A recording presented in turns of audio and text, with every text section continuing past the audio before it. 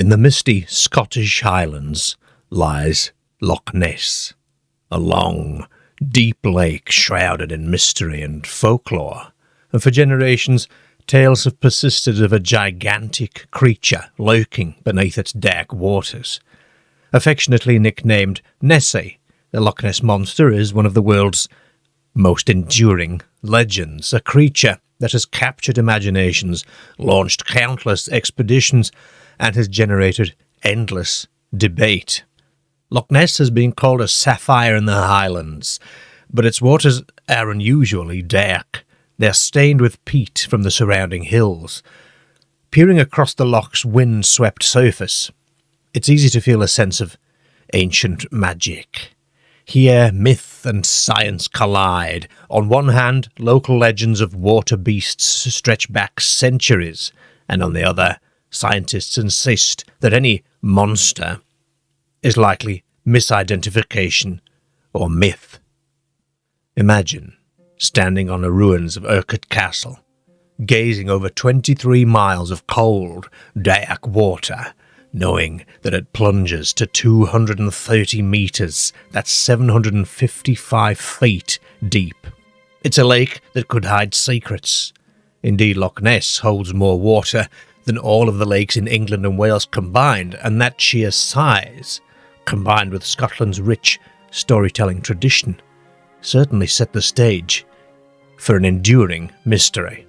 Always the people who lived around Loch Ness believed that there were creatures there, not the monster, but creatures who used to live in the sea, because this was an arm of the sea, and then there was a landslide and they were cut off. We saw the head. It was a long, narrow-shaped head. The head and the neck came right above the water, but the neck would be about over 2 feet long. And he says there's not such a thing in the loch, you know. And just with that words out of his mouth, this head appeared just exactly the same place. The best view I ever had was the very first in 1934. I saw the head, the neck, and the huge body, which I'd say was about 30 feet long. It was a flat calm, and I had a dinghy with an outboard, and the outboard packed up, and I started to row. I'd been rowing for about 3 minutes, and suddenly I heard this peculiar sound. It was going sort of something like that. And I looked over my right shoulder, and there she was, about 15 yards away from me. And I only looked at it very briefly, because after that I was only interested in putting as much distance between me and it as possible.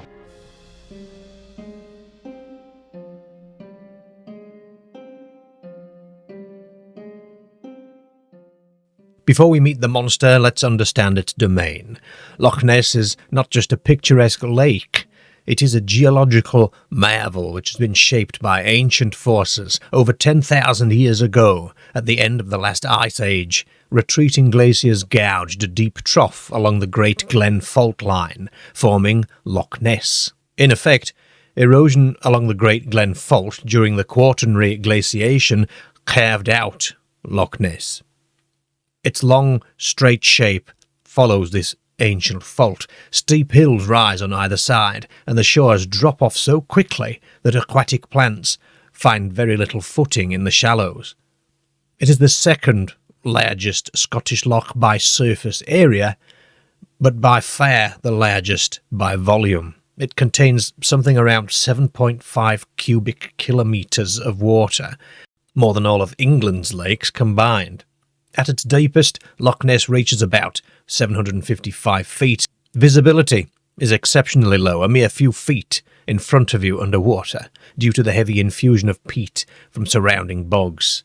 Sunlight barely penetrates the brown depths, which has famously frustrated photographers and sonar operators seeking Nessie. The loch's surface is about 16 metres above sea level, and it's connected to the sea via the River Ness and the Caledonian Canal, and this connection, whilst it is shallow and it's controlled by locks, it does mean that occasionally a wandering seal or salmon can make its way into the loch. Indeed, Loch Ness itself is home to various fish species, from brown trout and salmon to eels and char. It's by no means barren, but it lacks a rich plankton food chain. Any large creature would struggle to find sustenance in these waters, a fact which is often raised by sceptics who doubt that a giant monster could survive here year after year. But Loch Ness has long been a setting for strange stories. The ancient Pict people of this region carved mysterious symbols into standing stones, and some researchers have pointed out that certain Pictish stones describe a strange aquatic beast with flippers, unlike any known local animal. Could this be an early reference to the Loch Ness Monster? It's an enticing thought, isn't it, that even 1,500 years ago, locals saw something unusual in these waters. The truth, of course, is obscured by time. What we do have is a remarkable story from the 6th century AD, an account that would become the earliest recorded monster encounter in the vicinity of Loch Ness. And in the long-standing tradition of all things Ness, I shall begin with the sighting of St. Columba. This comes from 565 AD, in a year that, according to medieval texts, an Irish monk named St. Columba supposedly had a run-in with a water beast near Loch Ness. The story appears in the Life of St. Columba by Adomnan, written a century later. As the tale goes, Columba was travelling through the land of the Picts when he encountered locals burying a man by the River Ness, the river that flows out of Loch Ness. The dead man, they said, had been swimming when a great beast attacked him, dragging him underwater. Columba sent one of his followers to swim across the river as bait, which he did, and sure enough the beast surged up, roaring, and rushed at the swimmer. Columba raised his hand and invoked the name of God and commanded, "Go no further, do not touch the man, go back at once." And miraculously, the creature halted, as if pulled back with ropes, and it vanished into the depths. The man was saved, and Columba's companions praised God's power. In the story's words, the creature stopped and fled more quickly than if it had been pulled back with ropes. Now, proponents of Nessie seize on this dramatic story as evidence that Nessie has hunted these waters for over 1,500 years, but skeptics urge some caution here. They note that water beast stories were common in medieval hagiographies, which is the stories of saints' lives, as symbolic tales of holy men triumphing over pagan demons. The St. Columba story likely falls into this genre, they say, a mix of Christian miracle and traditional monster motif. There's no indication that the beast was in Loch Ness itself. The incident is by the River Ness, and the tale might simply have attached itself to the location later. Scholar Ronald Binns points out that aside from this tale, there is no convincing evidence of a monster tradition at Loch Ness before the 20th century. In other words, the medieval legend might be a red herring, as it were, a colourful anecdote unrelated to the modern Nessie phenomenon. Now, whether or not St. Columba truly faced down a monster, the story sets an atmospheric precedent. Loch Ness had a monster in its myths, at least, long before modern sightings. After Columba's time, centuries passed, with only whispers.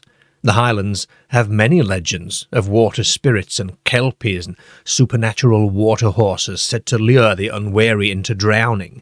In Scottish folklore, nearly every deep loch has some resident water horse. Loch Ness was no exception. In fact, one study found Loch Ness appeared most often in pre-1933 folklore references to water horses and water bulls, in fact, among Highland lochs. Now, these were usually depicted as shape-shifting spirits rather than literal unknown animals, and such tales were likely cautionary stories to keep children away from dangerous waters. That kelpie often appears as a beautiful horse or sometimes a woman that would drag victims under the waves. Over time, as science introduced concepts of dinosaurs and exotic creatures, the folklore of water horses could have subtly morphed. Ben Shioran noted that by the 20th century, lake monster accounts had shifted from horse-like demons to plesiosaur-like creatures in line with modern imaginations. But prior to 33, these were local myths, they were not news headlines. In the 19th century, there were a few tantalising reports of odd creatures in Loch Ness. though they gained little notice until much later. One frequently cited account is that of D. Mackenzie of Balnain. In 1871, Mackenzie reportedly saw an object in the loch that looked like an upturned boat or log, wriggling and churning up the water, before moving off at surprising speed. Importantly, Mackenzie didn't publish this at the time. He only shared it in a letter to a researcher after the monster became famous in the 30s. Another historic account comes from 1888. Alexander MacDonald, a mason from the village of Abriachan on the loch's shore, claimed to see a large, stubby-legged animal surface and move within about 50 yards of the shore. Startled, MacDonald described it to the loch's water bailiff, Alex Campbell, saying that the beast reminded him of a salamander in shape. Again, this sighting didn't make headlines in 88, only later. There are even reports of Nessie venturing onto land in the olden days. Locals later recalled incidents such as 1879's sighting by children near a cemetery who saw a creature waddling down to the water, and a tale from 1919 describing a father and son whose pony cart was halted at night when the pony panicked, and the pair then saw a huge shape crossing the road and splashing into Loch Ness. Frightened, they told nobody for years. Now these anecdotes, although they are, of course, hard to verify, suggest that odd encounters were quietly spoken of in Loch Ness well before the monster became a media phenomenon. Still, it's fair to say that none of these early cases sparked widespread interest. They were isolated murmurs along the loch side. Now, everything changed in the 1930s, when modern roads and newspapers brought Loch Ness's secret out of the Highlands and into the global spotlight. The stage was set: a lonely loch, a tradition of water creature folklore, and a public newly fascinated with dinosaurs and mysteries. All it needed was a spark, and in 1933, the spark arrived. It began quietly on May the 2nd, of 1933, with a short article in the Inverness Courier, the local newspaper. A piece titled "Strange Spectacle in Loch Ness" described how a local woman, Mrs. Aldi Mackay, had witnessed something unusual in the water on April the 15th. As Mrs. Mackay and her husband John drove along the new road, the A82, near Tor Point, she saw an enormous creature in the loch. It was, she said, like a huge whale, and the creature's dark body rolled and pitched in the water, causing a great churning and cascading of foam as if the water was boiling. The sight lasted a full minute before the beast vanished into a boiling mass of foam, sending out waves as big as those from a passing steamer. That piece, written by water bailiff Alex Campbell, is notable for probably being the first to explicitly use the word monster in connection with Loch Ness. Campbell wrote that Loch Ness for generations has been credited with a fearsome-looking monster, hinting at local lore, and indeed he might have been referencing to those old waterhorse tales. The Courier's editor, Evan Barron, is sometimes credited with coining the term Loch Ness Monster, which from that moment would captivate the public. This modest local news item electrified Scotland. It was reprinted and discussed, and soon reporters from London descended on the loch, hoping to glimpse the creature themselves. The Inverness Courier later noted that after the Mackay story, letters poured in from people claiming they too had seen strange things on Loch Ness. What had been an isolated sighting now grew into a flurry of claims. Interest snowballed through the summer of 1933. Then on July the 22nd, of 33 came a sensational encounter that really propelled Nessie into the headlines. George Spicer and his wife, visiting from London, were motoring along the Loch Road on a sunny afternoon when they nearly collided with something out of a nightmare. Spicer slammed on the brakes as a large animal surged onto the road ahead. Later he struggled to describe it. It was the most extraordinary form of animal I have ever seen, he said. The creature was crossing the road from the hillside towards the water, about 200 yards in front of them. It had a massive body, Spicer estimated 25 feet long and about 4 feet high, with a long, wavy neck, slightly thicker than an elephant's trunk, and maybe 10 to 12 feet long. He saw no legs. It lurched its way forward, leaving flattened vegetation in its wake. In its mouth, incredibly, it carried an animal of some kind, perhaps a poor lamb or something such like that, as though delivering prey to the loch. Spicer compared the undulating neck to a scenic railway, or a roller coaster is what we'd call those now, and said it reminded him of a prehistoric creature, the nearest approach to a dragon or prehistoric animal I have ever seen, he marvelled. The Spicers watched in stunned disbelief as this thing slipped into the loch with its prey, and by the time they reached that spot, only broken undergrowth and a trail of broken reeds remained to hint that something had passed by. This account was so dramatic, a fleshed-out monster on land, that it drew excitement and, of course, incredible scepticism. But when the Courier published the story on August the 4th of 33, public fascination exploded. Loch Ness Monster became the phrase on everyone's lips. It was a media sensation. Within days, newspapers across Britain and beyond picked up on this story, and tourists began flocking to Loch Ness, hoping for a glimpse.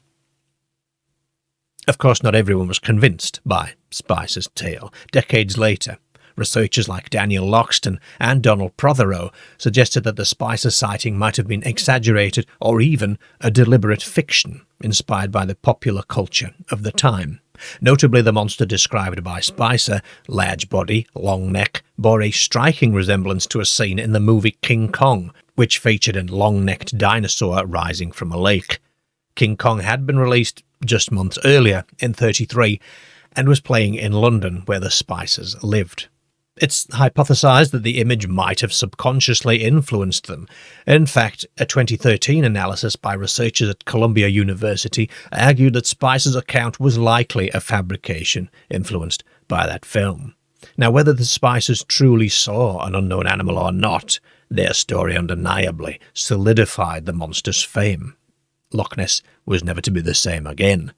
Monster fever had struck. As sighting followed sighting, the area around the loch buzzed with activity. Photographers, reporters, curiosity seekers camped with binoculars. The notion spread that road construction in 1933 had opened up isolated Loch Ness to the modern world, possibly disturbing some hidden creature. Now, in truth, the loch wasn't completely isolated. The Caledonian Canal was built in the 1800s, and that had long brought traffic through the area, but the new road certainly increased eyes on the water. According to one account, reports of the monster spiked dramatically after 33, which is likely as much due to the increased attention, really, than anything else. Amid this frenzy, enterprising journalists and hunters also arrived. In late 1933, London's Daily Mail, a newspaper with a flair for the sensational, hired a big game hunter, Marmaduke Wetherell, to find the creature. Wetherell scoured the shores and soon claimed success. He found large footprints in the mud by the loch. Plaster casts were made of these four-toed prints, which suggested an animal of about 20 feet long. The Daily Mail triumphantly announced that the monster's tracks had been discovered, but the triumph was short-lived. Researchers at the Natural History Museum examined these casts and delivered an embarrassing verdict.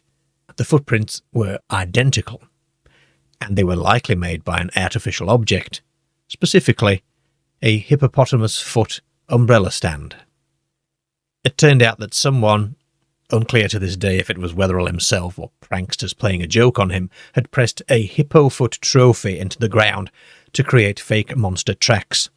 The Daily Mail, feeling humiliated, fired Wetherell and ran a headline calling Nessie the strange spectacle of Loch Ness, while suggesting the whole thing was probably a fraud.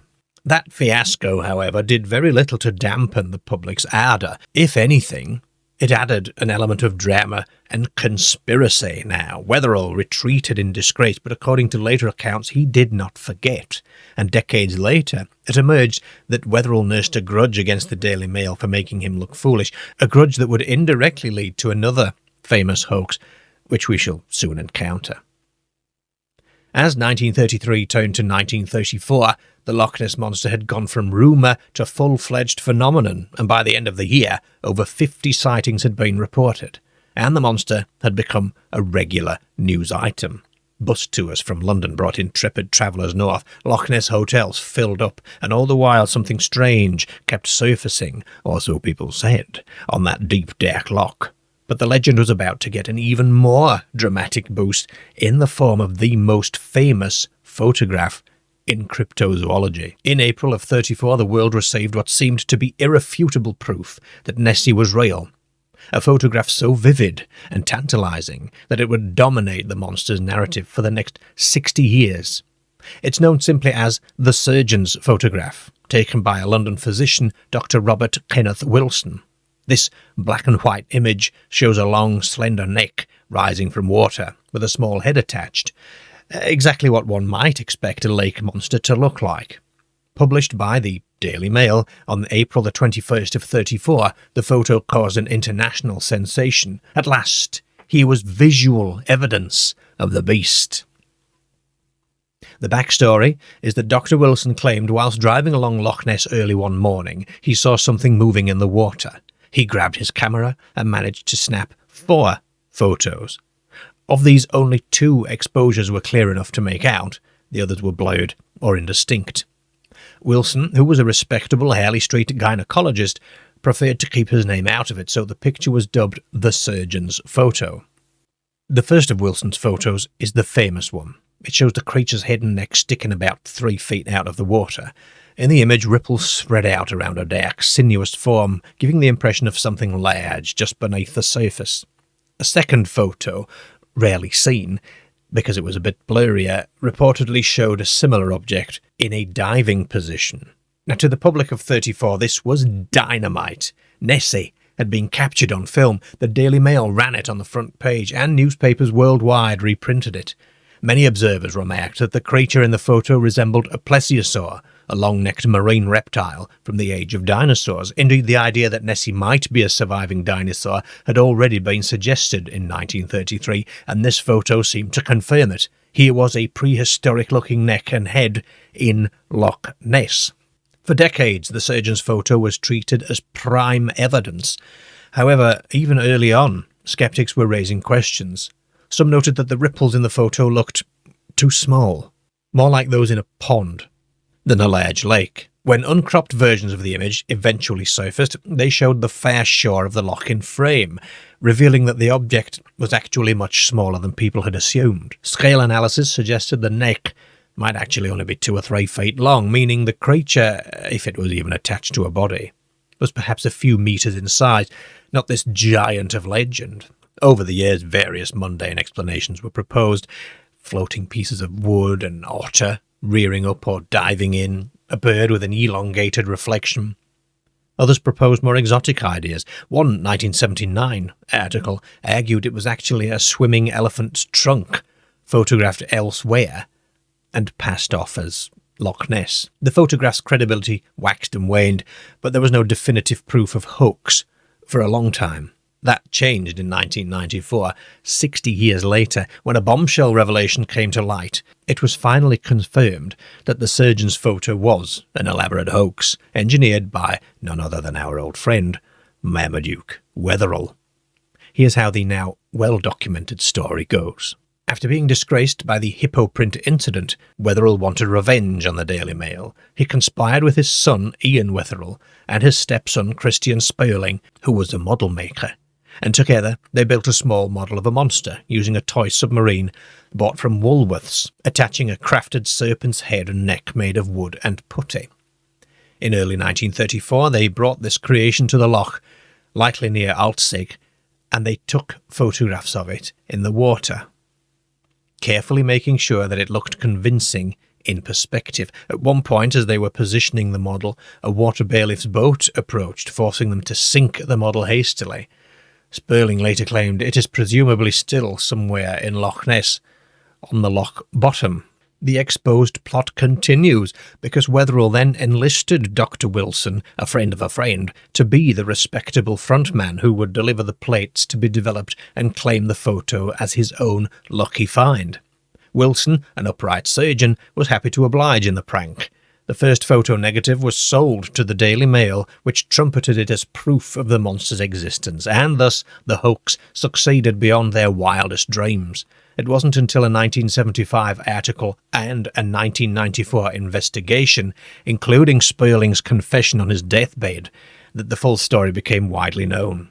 Christian Sperling freely admitted to journalists it was our revenge on the Mail, revealing how they'd crafted the toy monster and faked the iconic image. Despite this, the belief in Nessie didn't vanish. Too many people had had their own sightings, and the lack of an authentic photo, it didn't erase their experiences. If anything, in fact, the debunking of the photo shifted Nessie research towards other forms of evidence. Eyewitness testimonies and sonar and film. The monster hunt was on, full steam ahead.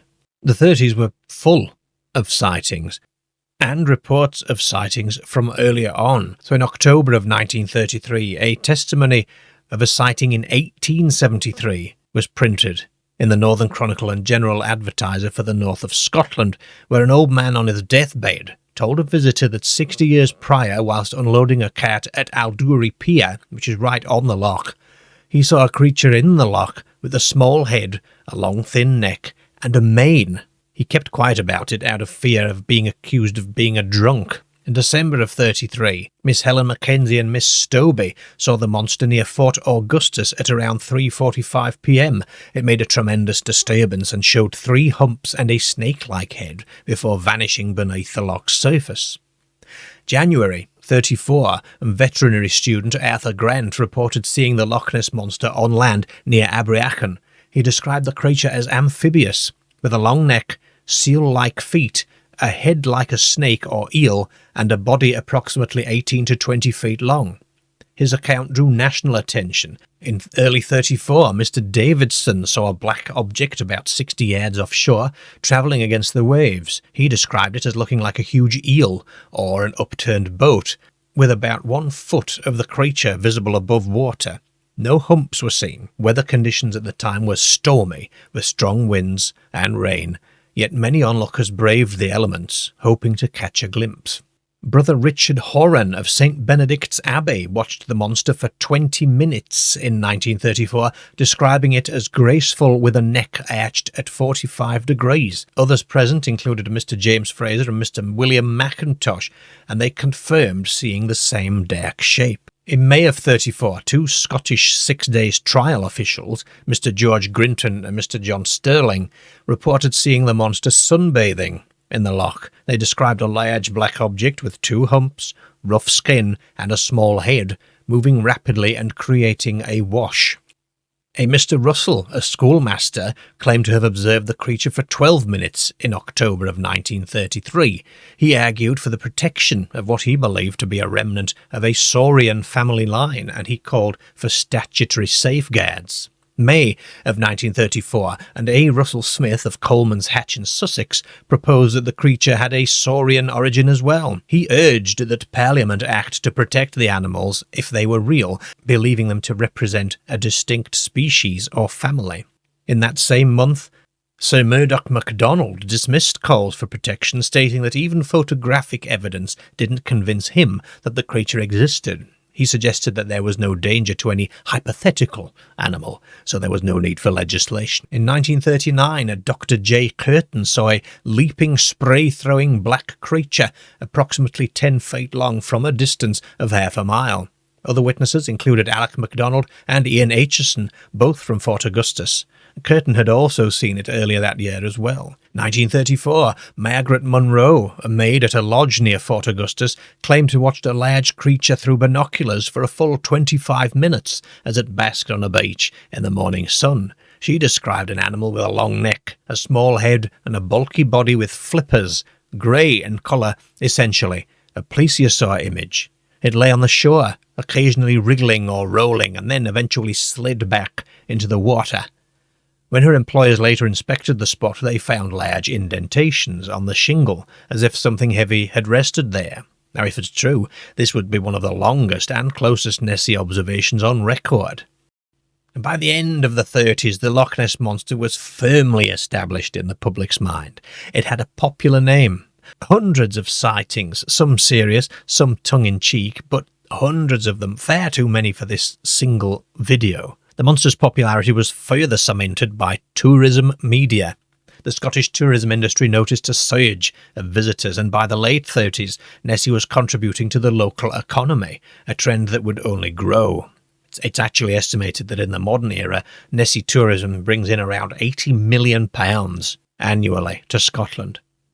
The monster also started appearing in fiction and tabloids. Cartoonists lampooned this waterhorse of Loch Ness. Entrepreneurs sold Nessie postcards. In short, Nessie entered our pop culture. However, while many sightings continued, hard proof remained elusive, and sensational stories often fizzled. By the late 30s, World War II loomed, and interest in monster hunting waned as the world's focus shifted to global conflict. It was actually 1954 that provided one of the first hints that this new technology might aid the search. In December of that year, the fishing boat Rival 3 was out on Loch Ness when its crew noticed something odd on the sonar. At a depth of 479 feet, an unidentified large object seemed to be keeping pace under the boat. The contact was solid and sizable. It wasn't a swarm of fish, for example. The mysterious target stayed with the vessel for about 800 metres, or half a mile roughly, before the contact was lost. They reacquired it momentarily, and then it vanished. Now, this event is often cited as the first compelling sonar evidence of Nessie. It suggested there was indeed something mobile and large in the depths. Previous echo sounder attempts had come up empty or inconclusive, so the Rival 3 sonar hit really did cause a stir. Could this have been Nessie, silently swimming beneath? It's impossible to know, isn't it? Sonar can't identify what an object is, only that something with significant mass was there. The 50s also yielded a couple of notable photographs. So in 55, a local named Peter McNabb snapped a picture that once developed showed two large dark humps in the water near Urquhart Castle. McNabb didn't publish the photo immediately. It first appeared in a book by Constance White in 1957, and then in a newspaper in 1958. The McNabb photo, at face value, is quite impressive. It's got two huge hump-like shapes in a line, looking perhaps like the back of a large, two-humped creature swimming. However, skeptics have questioned its authenticity. For one, when investigators later obtained McNabb's original negative, they found discrepancies between it and the published image. A tree that is visible in the foreground in the published photo was missing in the negative, suggesting the photo may have been retouched or composited. Some suspect McNabb took a picture of waves or a boat wake and then manipulated it to look more monster-like. Others consider a possible hoax.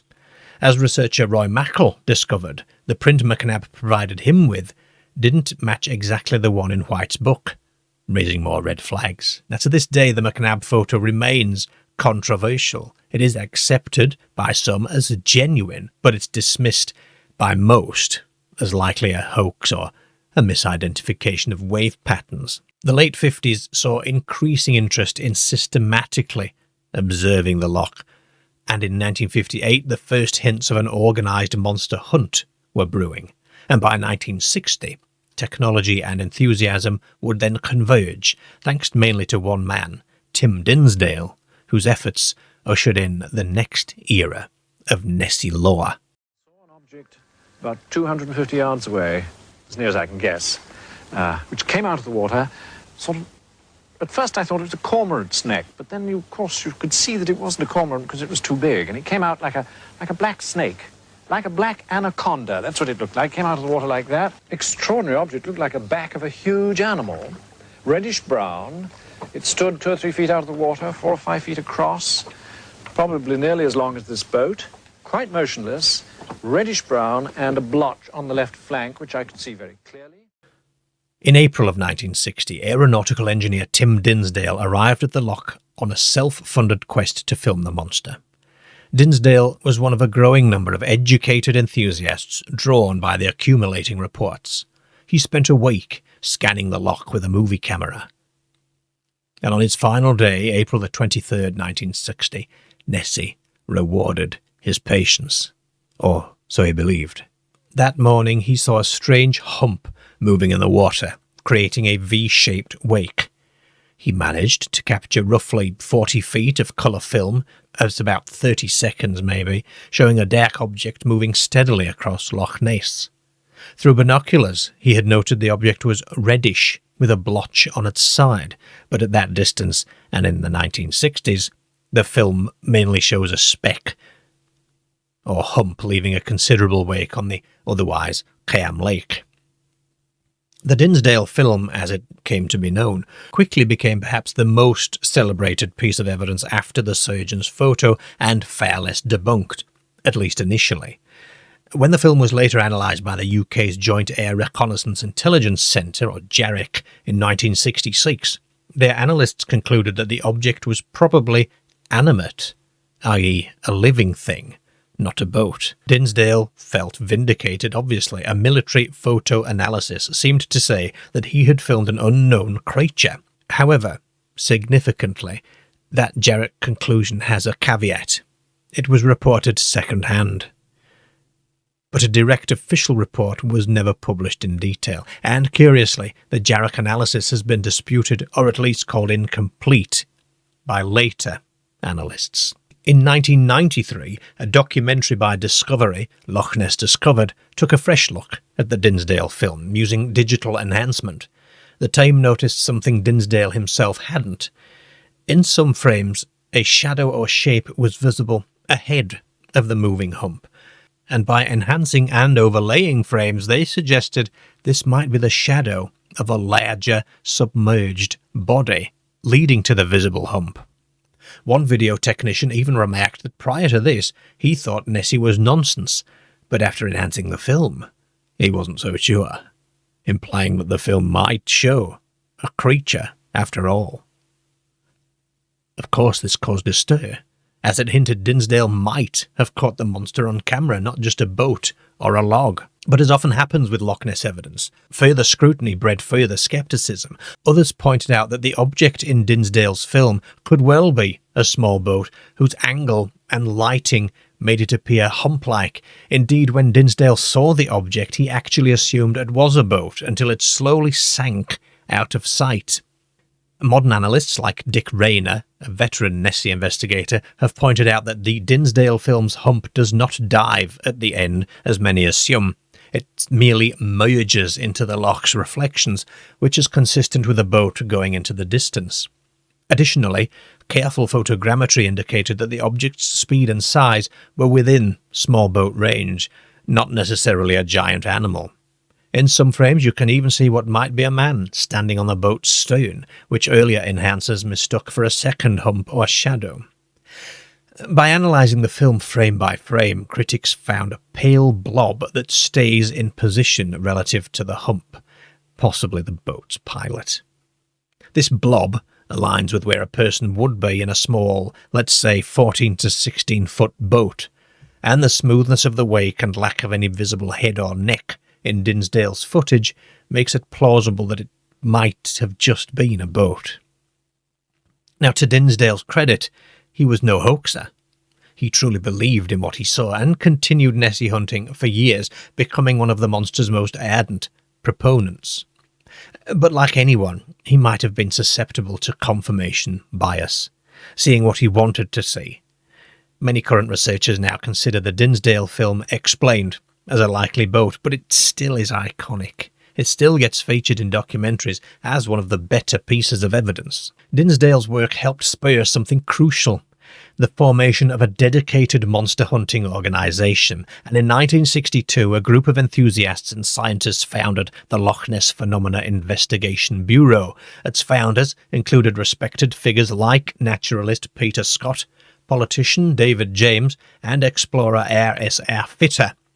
The LNPIB, which was then later shortened again to the Loch Ness Investigation Bureau, the LNIB, was essentially a society to organise systematic searches for Nessie and to study the causes of reports. Throughout the 60s, the LNIB mounted annual expeditions, setting up observation posts around the loch, equipped with still and movie cameras with long lenses. Volunteers would maintain vigils, scanning for any unusual disturbances. At its peak, the Bureau had over 1,000 members, including people from all over the world who contributed funds or time. It was even funded, for a period, by the World Book Encyclopedia, who gave it a $20,000 grant in 1967 to support a 2-year intensive watch. Using that money, they purchased high-quality 35mm cine cameras, some with telephoto lenses up to 36 inches, and built camouflage stakeouts along the shore. They covered roughly 80% of the loch's surface from various vantage points. For a decade, the LNIB kept up this surveillance. Did they find Nessie? No conclusive images ever came out of these efforts, but they got a few intriguing photos of wakes and disturbances, but nothing clear enough to shout monster. However, the LNIB did bring some scientific rigour and documentation to the search. It also catalysed the use of new tools. In the late 60s, the LNIB cooperated with researchers to try these sonar studies in a more deliberate way. One notable project was run between 67 and 68, where engineer D. Gordon Tucker from the University of Birmingham set up a stationary sonar array in the loch as part of the search. At Temple Pier, near Urquhart Bay, they placed a sonar transducer that sent a fan of acoustic waves across a span of the loch, effectively creating an underwater net of sound. If anything large passed through, it should be detected. During a 2-week trial in August of 68, the sonar picked up multiple moving targets. Most were likely schools of fish, but a couple seemed unusual. An object moving at about 10 knots, somewhere around 12 miles an hour, which is pretty fast for a fish and more like the speed of a dolphin or a larger marine animal. Those targets also appeared to be pretty big. The sonar hits were not lasting or clear enough to prove anything definitively, but they added to the pile of anomalies, suggesting again that something big might indeed occasionally be in Loch Ness's depths. By 72, the LNIB disbanded due to combinations of limited success and waning funds, but their legacy was significant. They kept Nessie in the scientific and public conversation through the 60s, and they showed that persistent multi-year observation was possible. Some of the LNIB members, like Adrian Shine, who joined later, or Tim Dinsdale in fact, continued with their own independent research. And just as LNIB was winding down, a new wave of investigation, with more sophisticated equipment, was ramping up, driven by an American lawyer and an inventor named Robert Rines. Well, we submitted this to what we might say is an international jury of sonar experts and optical experts and photographic experts.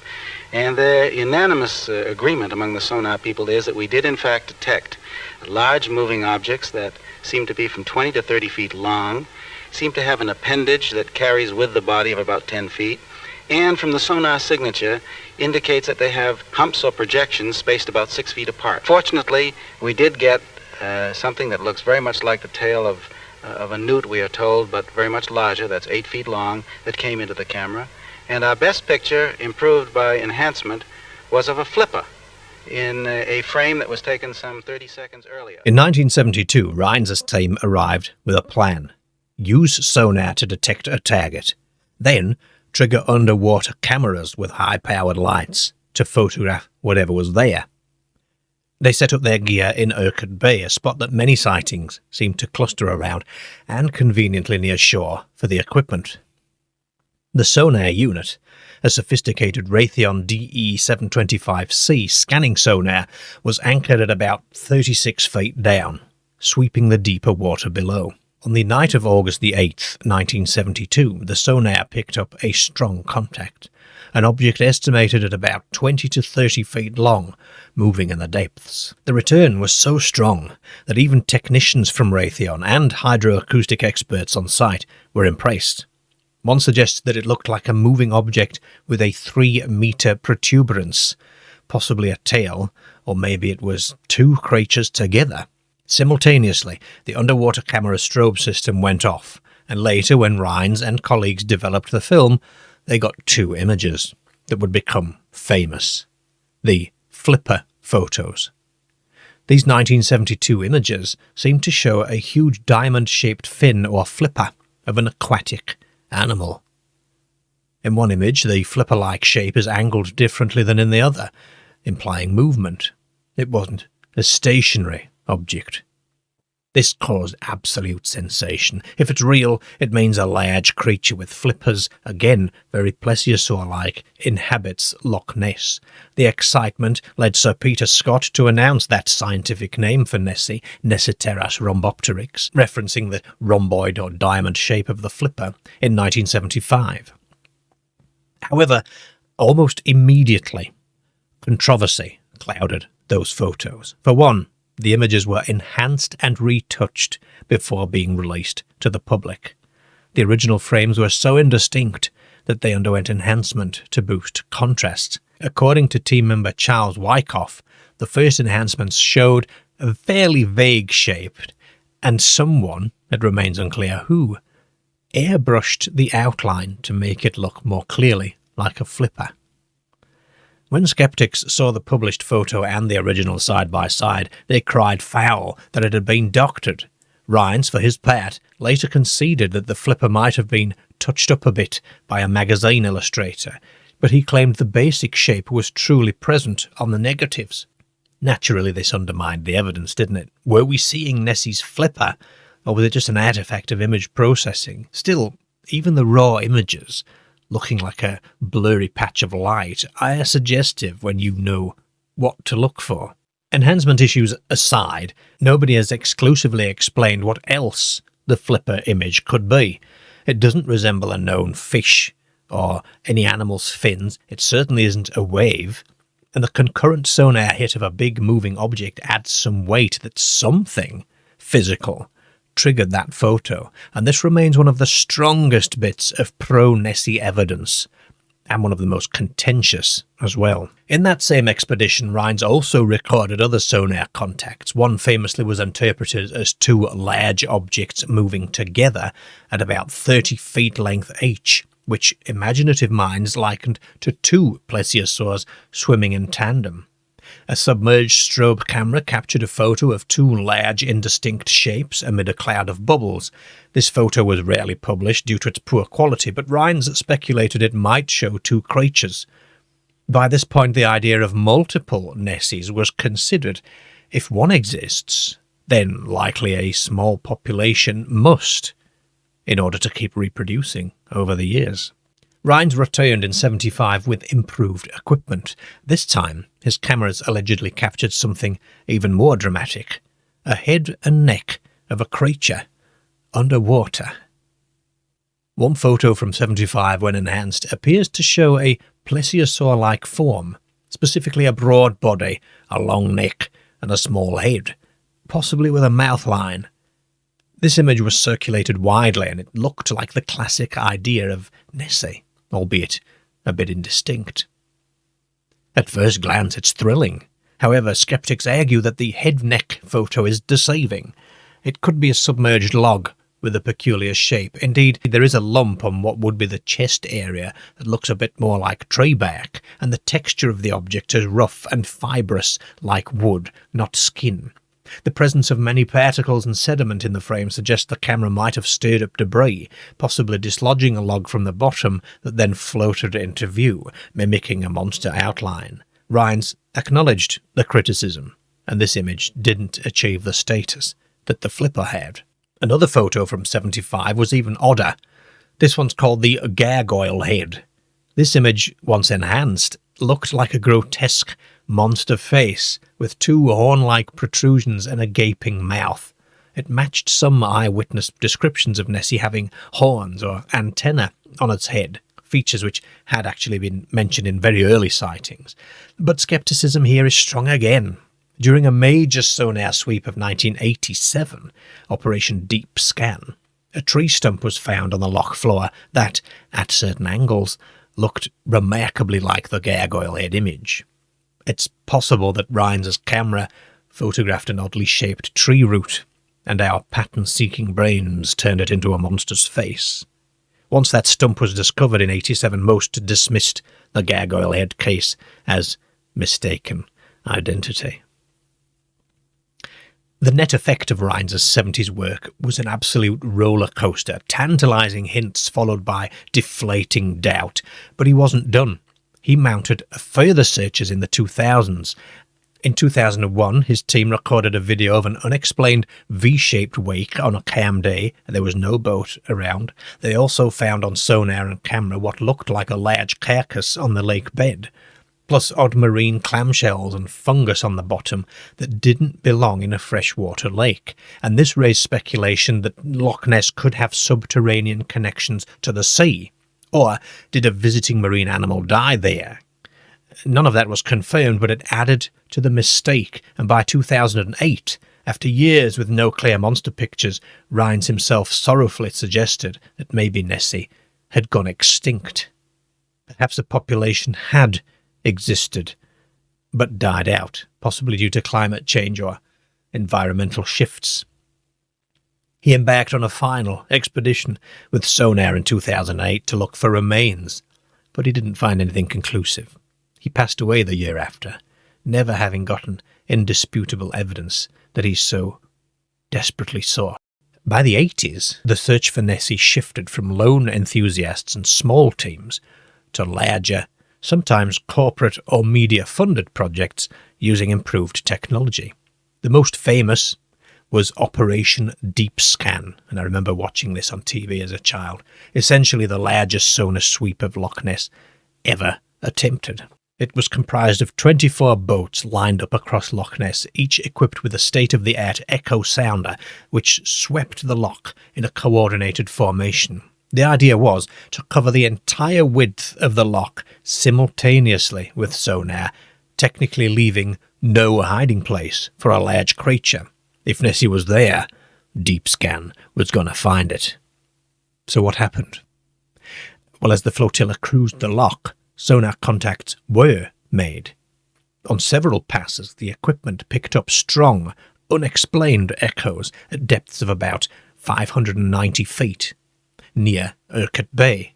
These echoes indicated large, moving objects. Darrell Lawrence, the founder of Lawrence Electronics, whose sonar units were used and who was on site, said that these contacts were bigger and stronger than a normal school of fish. "There's something here that we don't understand," he said. "Something larger than a fish." This was an exciting statement coming from a sonar expert, and the media eagerly reported that Deep Scan had found something.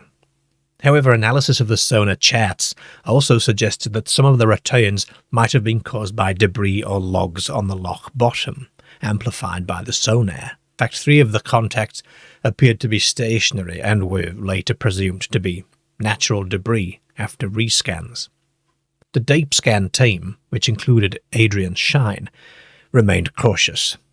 While they admitted that there were 1 or 2 contacts that did appear to move and were not immediately explained, the majority of sonar hits were likely non-monster in origin. Shine speculated that moving contacts might have been seals that occasionally do enter Loch Ness from the sea. Seals in a lake can dive deeply and would show up as large sonar targets. Indeed, some seals had been known to get into the loch temporarily, but no seals were spotted visually during Deep Scan. It is still possible, though. In the end, Operation Deep Scan's findings were inconclusive. They demonstrated that Loch Ness has plenty of sonar blind spots. The loch bed is littered with peat bogs and gorges and slopes that can confuse readings. The full sonar data was never published in a formal scientific paper, but reports captured the gist of it. Deep Scan finds interesting sonar echoes, but no definitive monster. Still, it was often cited that Deep Scan proved no large population of giant animals exists, If there were dozens of plesiosaurs, we'd have gotten a lot of hits. But the few contacts could be stray animals. 2003 saw another ambitious search, this time under the auspices of the BBC. Their programme, searching for the Loch Ness Monster, employed a fleet of 600 sonar beams and even satellite tracking across the loch. It was probably the most exhaustive survey to date. The result? Nothing. The sonar found no large moving creatures. It had the resolution to detect something as small as a seal, and they didn't find anything of note. Afterwards, the scientists involved rather bluntly stated that this likely showed that the Loch Ness Monster is a myth. Sceptics heralded this as effectively the death knell of the idea, though of course enthusiasts point out that you cannot prove a negative because absence of evidence is not evidence of absence, especially if one imagines Nessie might be a transient visitor or normally hides in caves. There are, after all, rumoured deep-sea caves along the loch sides. But practically, the thorough 2003 search made many fence-sitters lean towards, well, there's nothing really down there. The mid-2010s brought interesting twists. In 2016, for example, a project supported by Shine's Loch Ness Project and Visit Scotland used a robotic submersible to scan the depths. They found something unexpected on the sonar, a long object shaped like a plesiosaur at the bottom. Excitement turned to amusement, however, when the ROV's cameras revealed it was a sunken film prop, specifically a model of Nessie built for the 1970 film The Private Life of Sherlock Holmes, which had sunk during filming decades ago. No, it's not a creature from the deep, it's the device that's searching for it. £1 million worth of scanning technology mapping the depths of Loch Ness. On the boat, a real-time view of what it's capturing, with the occasional surprise. Nessie, finally caught on camera. Yes, you heard that right. Not the flesh and blood version, unfortunately, but a 30-foot-long film prop which sank back in 1969. One story is that the film director, Billy Wilder, asked that the humps be removed. And the story goes that they were associated with the buoyancy. And, well, the inevitable happened, and down she went. Her understudy continued with the filming in this Sherlock Holmes spoof about the monster. It was a cute reminder that not everything unusual underwater is a cryptid. Another modern approach was satellite imagery. In 2014, buzz arose that Apple Maps' satellite view of Loch Ness showed a weird 30-metre-long shape just under the surface, looking a bit like a giant eel or aquatic creature's outline when viewed from above. The image is real, but the interpretations vary. Some say it's the wake of a boat whose image got erased due to image stitching, where the map algorithm sort of merges images together and can miss moving objects. Others thought it might be wind patterns or a floating log that fortuitously looked monsterish. It was a fun tech-age echo of the old sighting. Nessie spotted on satellite, but it was nothing definitive. In 2021, a live-stream webcam near the loch recorded something that stirred interest. Drone footage seemed to capture a 20-foot shape in the water, causing speculation that Nessie had been caught on camera again. Upon closer checks, many thought it was just a big fish, or a log again. By this time, every few years yields a viral Nessie photo or video, but they tend to follow the same pattern: intrigue, and then quickly explained away, or at least reproducible by mundane causes. Most recently, in August of 23, an organised effort marked the 90th anniversary of the 1933 sighting that started it all. Dozens of volunteers with drones, thermal cameras, hydrophones and boats conducted a weekend search, the largest surface watch since Deep Scan. And whilst the media played it up, the result was depressingly familiar. No clear sightings, though some unidentified sounds were picked up by underwater microphones. The monster, if it exists, remained elusive, as ever. No chronicle of Nessie is complete without examining the hoaxes and misconceptions that have peppered its history, as well as how the press and popular culture have portrayed this monster. The Loch Ness saga is not just one of sightings, but it's one of sensationalism and pranks and the human tendency to see what we really, really want to see. We've already covered some major hoaxes, the surgeon's photograph, those hippo footprints, for example. There have been many over the years, however. Francesco Gasparini's fake news of 1933. So in this one, an Italian journalist in Scotland claimed to have written the first news article on the Loch Ness Monster. Later, in 1959, Gasparini openly admitted that back in 1933 he had fabricated eyewitness accounts of the monster to spice up his story. He originally was just reporting on a strange fish, but decided that that wouldn't make a very good article, so he promoted the imaginary being to monster status. This confession shows us that not all the early reports can be taken at face value either, even though we may feel that people back in the day might for some reason be less likely to make this sort of thing up. 1972, and there was a dead monster hoax. So this actually happened in the same year that Rhines was doing his serious work. A team from Yorkshire's Flamingo Park Zoo claimed to have discovered a large carcass floating in Loch Ness. An animal 16 to 18 feet long with a bear's head and a brown, scaly body with claw-like fins, as reported by the Press Association. For a brief moment, it seemed Nessie had died and been found.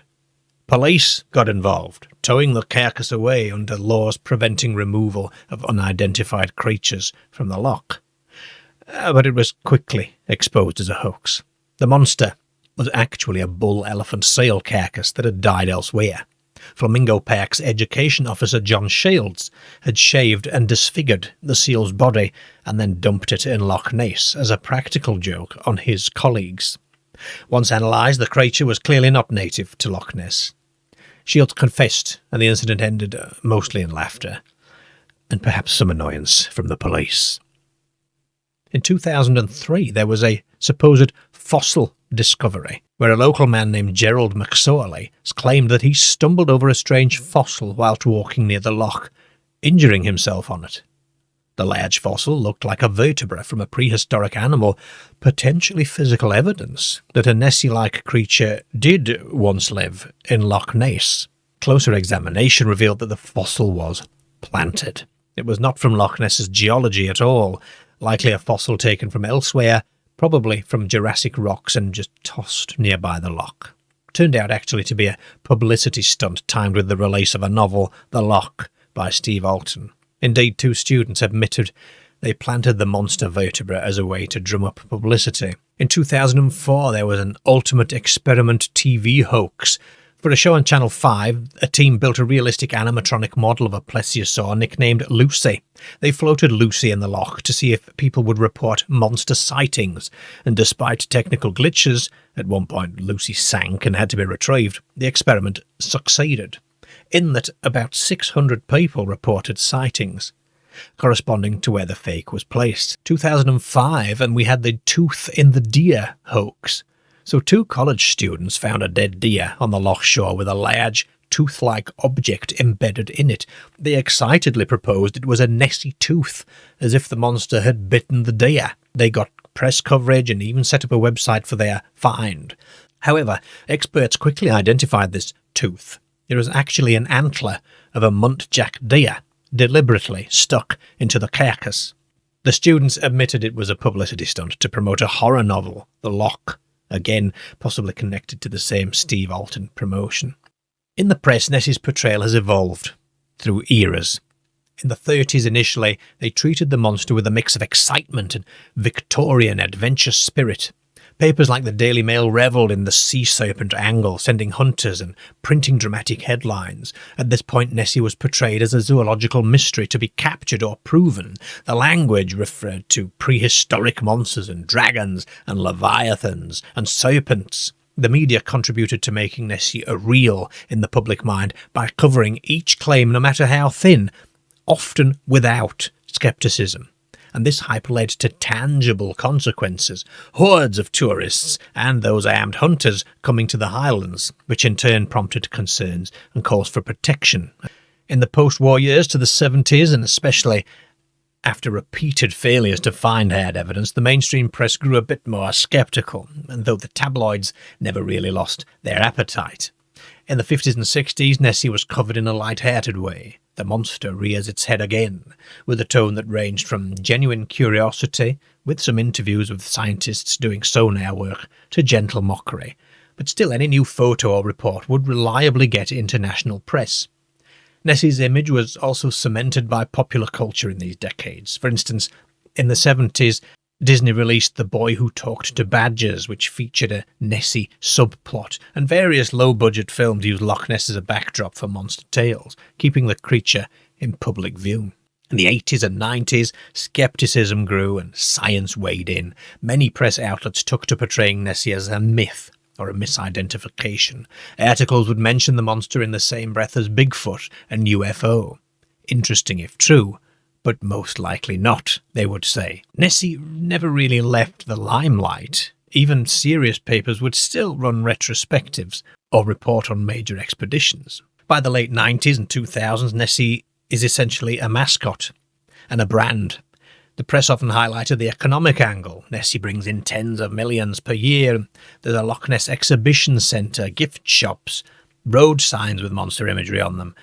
The press portrayal bifurcated, locally, Nessie's embraced. It's good for business, and it's a beloved legend.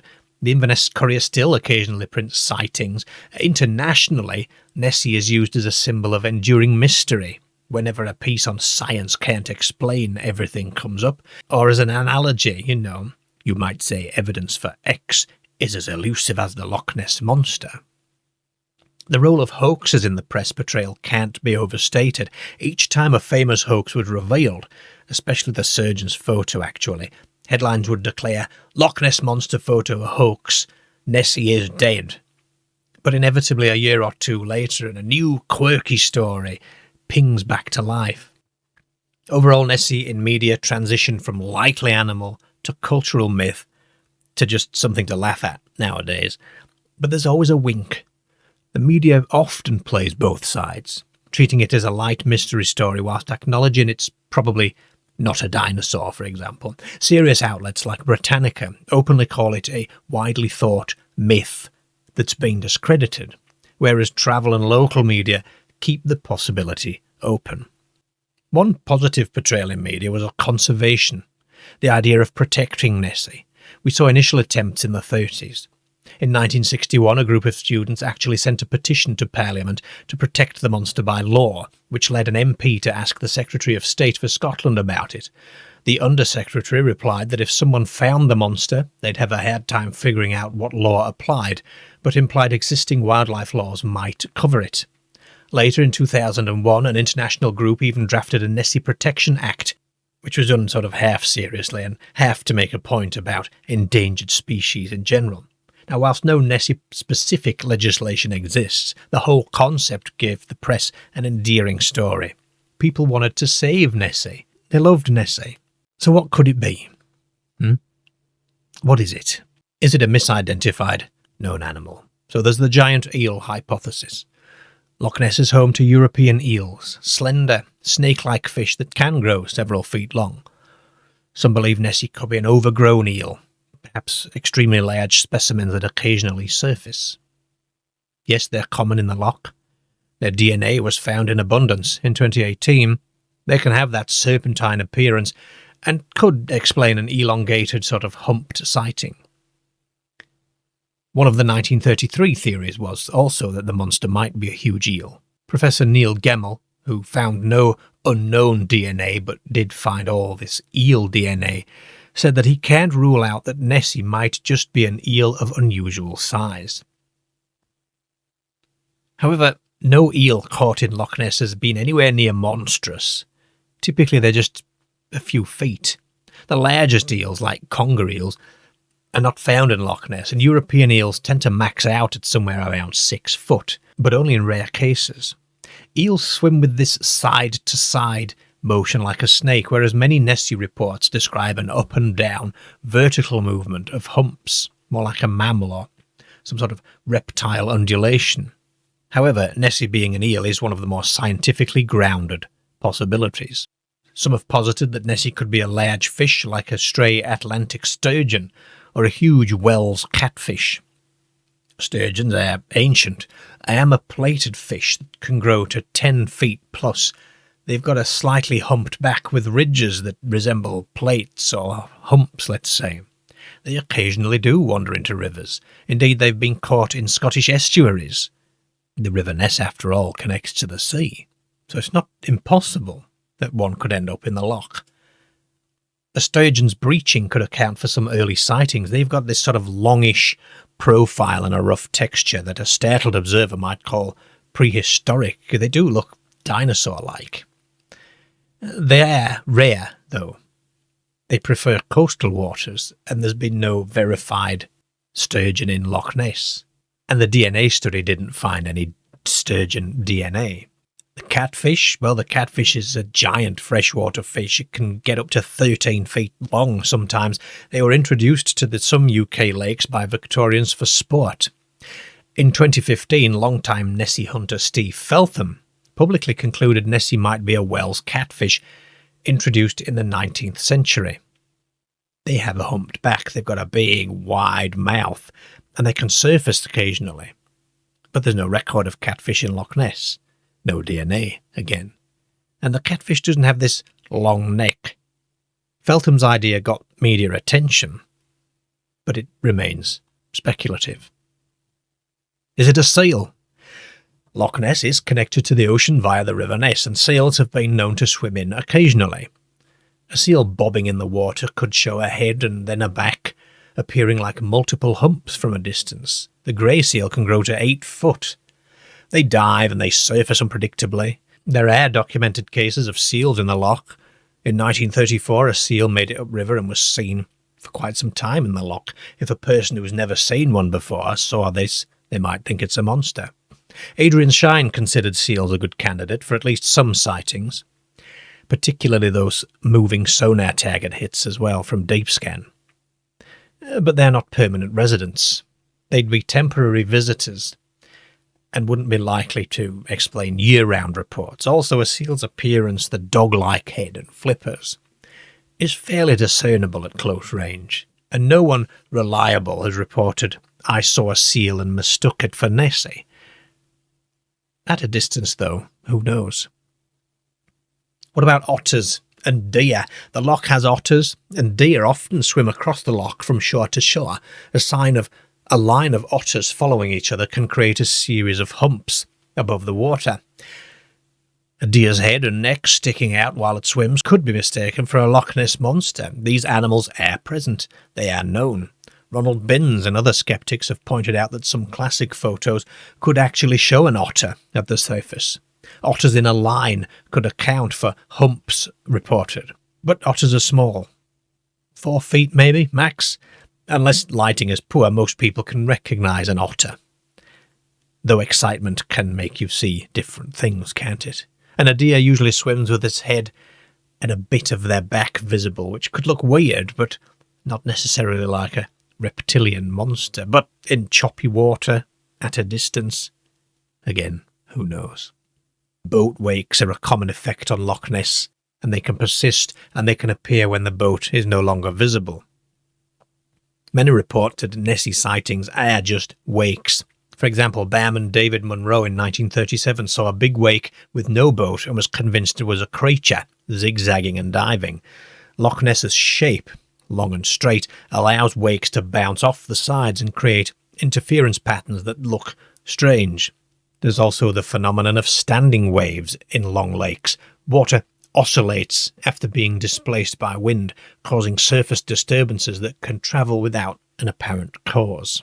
Standing wave in Loch Ness probably lasts about 30 minutes, which means someone could see a rhythmic wave even in a calm condition, long after winds have died down. Earthquakes, such as the distant 1755 Lisbon earthquake, caused documented 2-foot waves in Loch Ness with no local trigger. A person witnessing this, well, what are they supposed to think?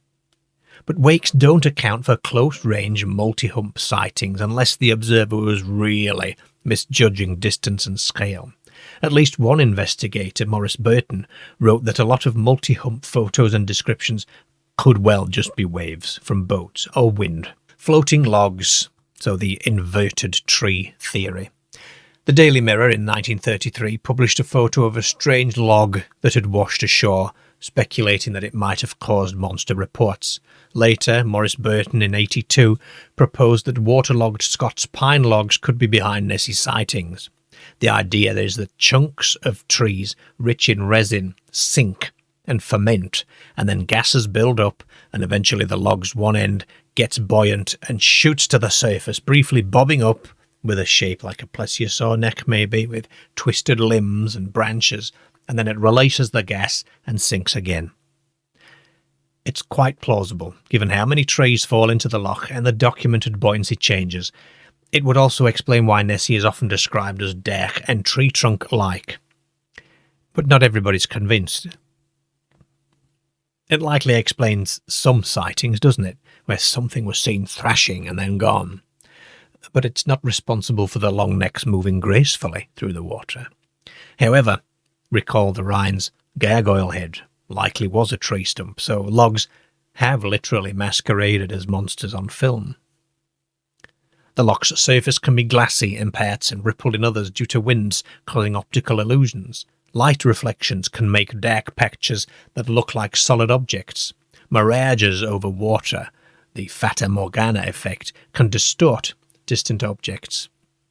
In 1979, a D.R. Lean demonstrated that heat waves can make a floating log reflection stretch upward into a Nessie-like shape. He even photographed a mirage on Lake Winnipeg that looked like a head and neck.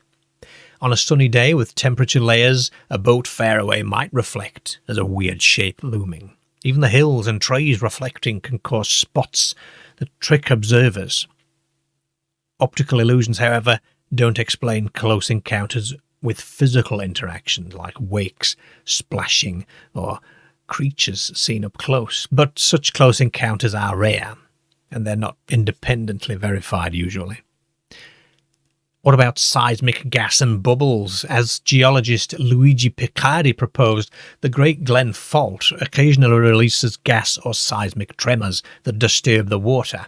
Perhaps CO2 or methane from underground could bubble up, causing roiling water or loud noises. In St. Columba's tale, the water beast was accompanied by loud roaring and churning.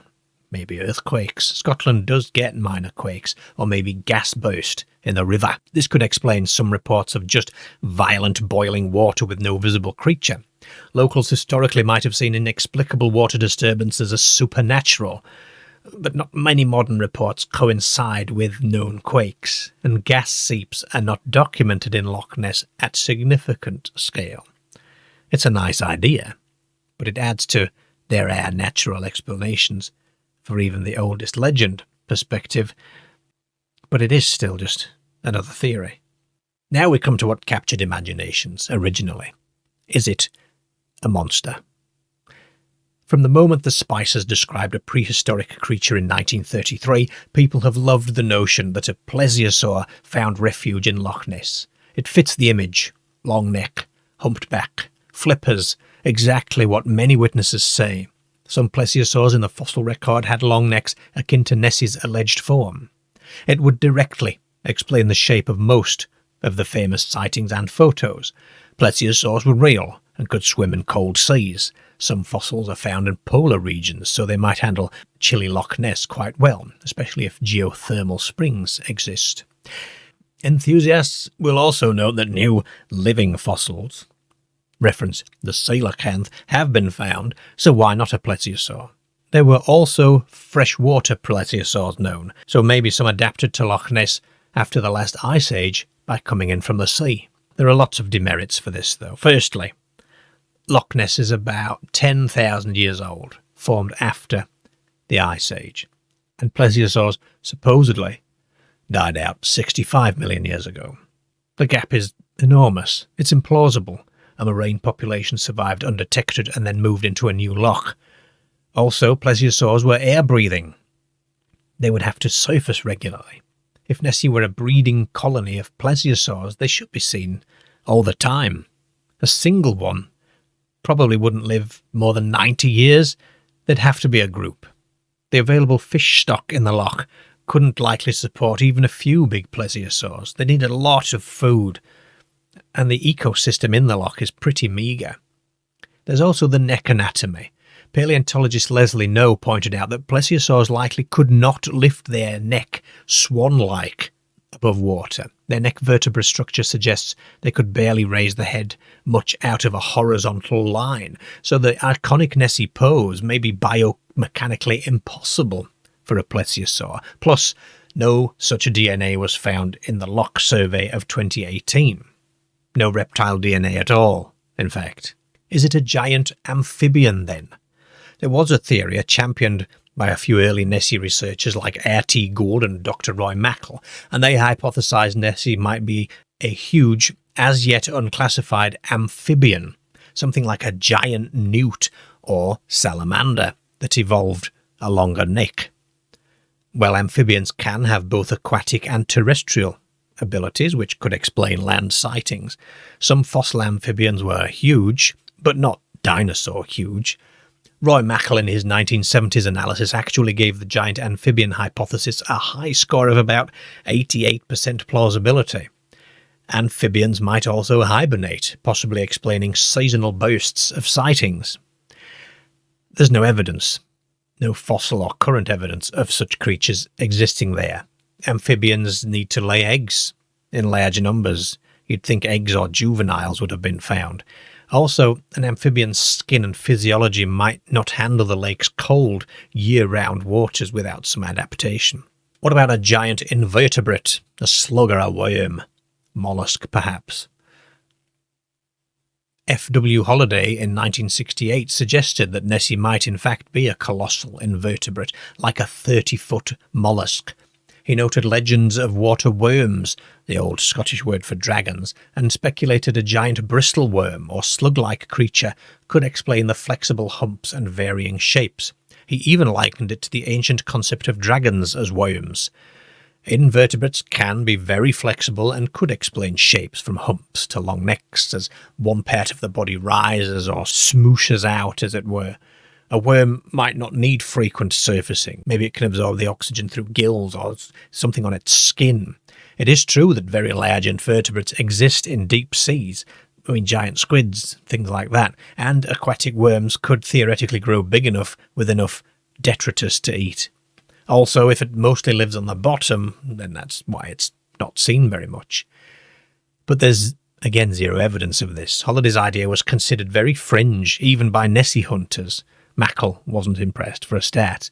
A soft-bodied creature would probably have left some traces.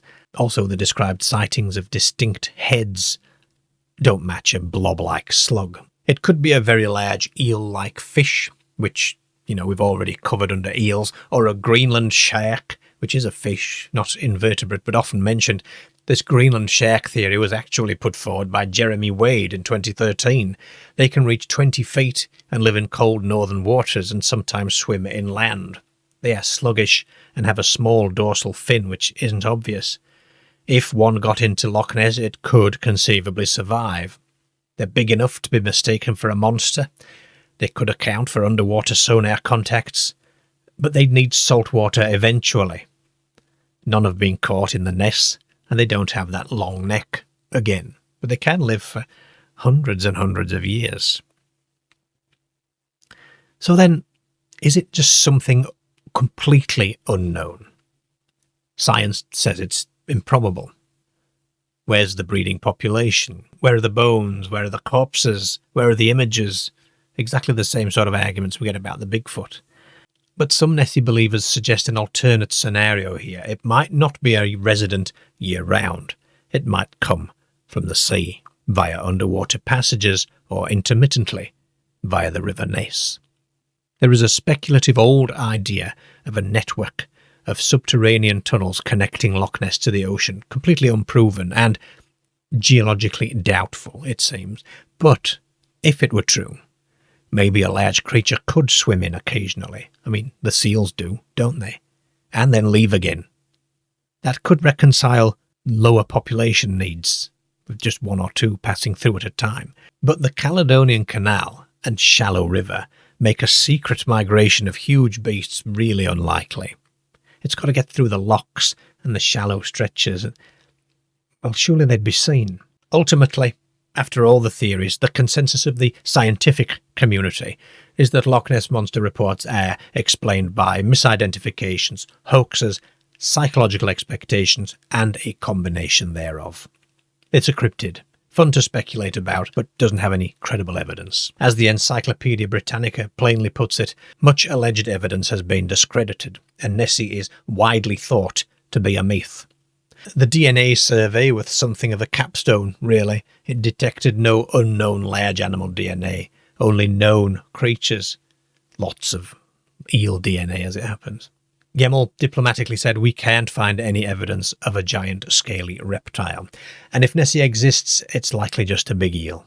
His study found about 3,000 species in the loch, mostly small like bacteria and tiny invertebrates, but nothing monstrous. But despite all this, the Loch Ness Monster endures, doesn't it? Human psychology is a part of the story. Believers often value eyewitness testimony more heavily than skeptics do, and the allure of an unsolved mystery can lead people to brush aside contrary evidence. As Ronald Binns noted, some have an ability to see what they want to see, and eyewitness evidence outweighs all else for them. So if you're inclined to believe, a distant ripple becomes Nessie's back. If you're inclined not to, it's just a ripple. Over nearly 2 centuries, from the whispered tale of St. Columba to the high-tech searches of the 21st century, the Loch Ness Monster has evolved from folklore to worldwide phenomenon. We've followed the trail through history, the early rumours and newspaper reports of something strange in the 30s, the iconic photographs that transfixed a generation, the serious sonar scans and camera traps of scientists, and the DNA sequencing of our very recent years.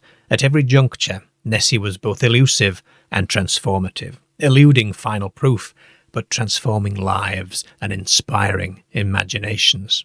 What is Nessie, ultimately? Skeptics will say it's nothing. It's logs, waves, and tales spun too far, case closed. If you ask believers, then an ancient creature still defies capture, and it's a testament to how little we truly know about the world. For many of us, Nessie occupies a middle ground. It's a symbol of wonder. It doesn't matter if she's flesh and blood. She represents this possibility that mysteries can and do still exist in the modern age.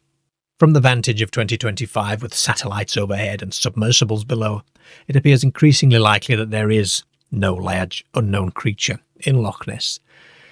But the legend refuses to die. Tourists still flock to the loch's misty shores. Children still love the idea of a monster living beneath the dark waves.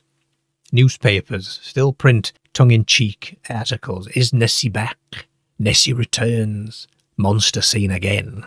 I think the ultimate lesson of everything Nessie is probably this: the enduring power of wonder.